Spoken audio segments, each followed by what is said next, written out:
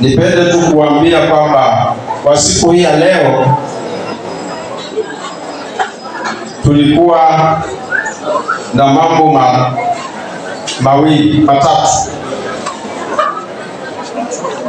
La kwanza,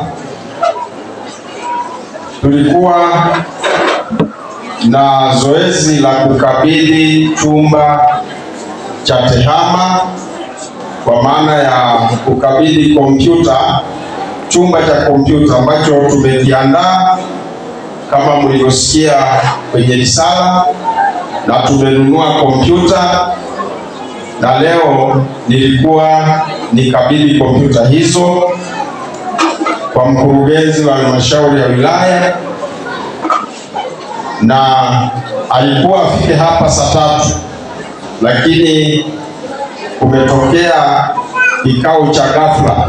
Kwa hivyo kama atakuja kabla hamjaenda nyumbani, basi atakapofika tujumuike kwenda kumkabidhi kile chumba, maana ni chumba maalum kwa ajili ya masomo ya kompyuta ambacho nimekiandaa.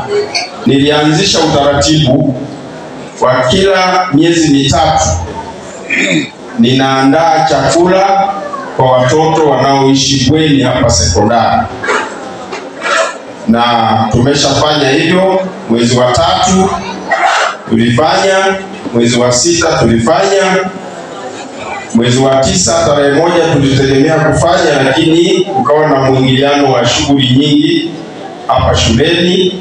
Kwa hivyo yote tumeunganisha, na huo utaratibu niliuanzisha kwa sababu nipate muda mzuri wa kukaa na wanafunzi hasa wanaoishi bweni, ili kujua matatizo yao, kuongea nao, kujua changamoto zinazowakabili na namna ya kuzitatua.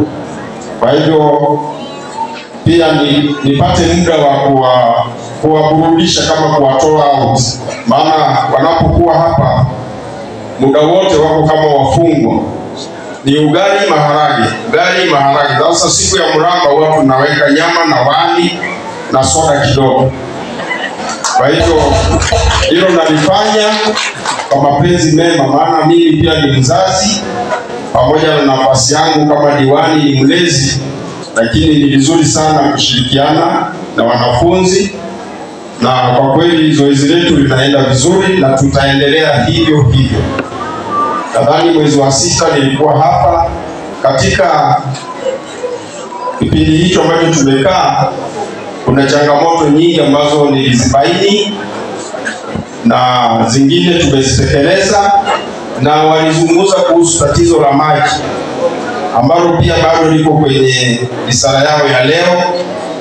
Tatizo hili kwa kweli ni kubwa hapa shuleni. Tunacho kisima ambacho kinatoa maji lakini sio kwa ukamilifu.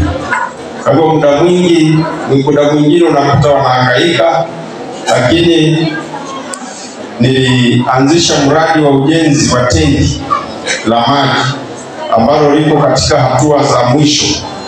Liko hapo bwenini, wazazi mnaruhusiwa, mnaweza kwenda kuona. Lina uwezo wa kukinga maji ya mvua lita 100,000. Lita 100,000. Kwa hivyo kwa lita 100,000 sio kwamba tutamaliza tatizo, yaani hatumalizi kabisa, maana watoto wale, tuchukulie watoto 200 wanaoishi bwenini, kila mmoja akitumia lita 20 kwa siku, ina maana siku moja tu wanatumia lita 10,000, na sisi tuna lita ngapi? 100,000. Kwa hivyo kupiga mahesabu, hata hilo nalo halitoshi, maana ni siku 10 tu, shida narudi pale pale.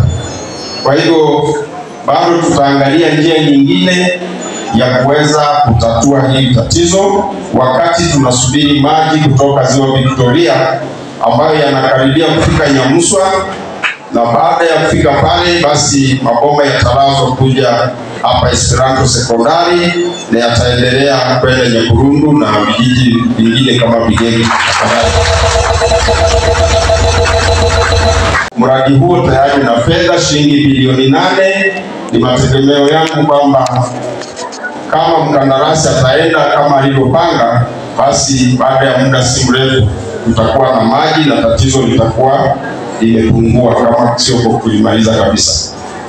Ndugu zangu, mambo mengine walioniomba ninapokutana na wanafunzi ni kama ulivyosikia mwalimu amesema au ameandika, waliwahi kuomba TV ili wakati Simba na Yanga zinacheza wao wanaangalia. Nilinunua nikaleta, nafikiri huwa wanaiangalizia hapa, kama leo wameitoa lakini huwa ipo, nilileta. Waliniomba chombo cha muziki, hiki bado nakifanyia kazi. Wanataka wao wanaserebuka siku za weekend, na naendelea kuahidi kwamba muziki wenu utakuja, bado naufanyia kazi.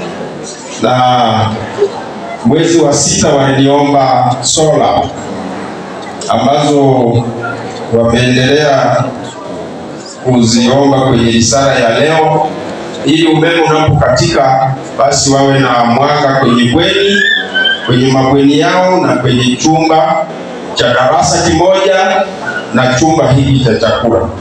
Kwa hivyo sola nimeshazileta na leo na wakabidhi.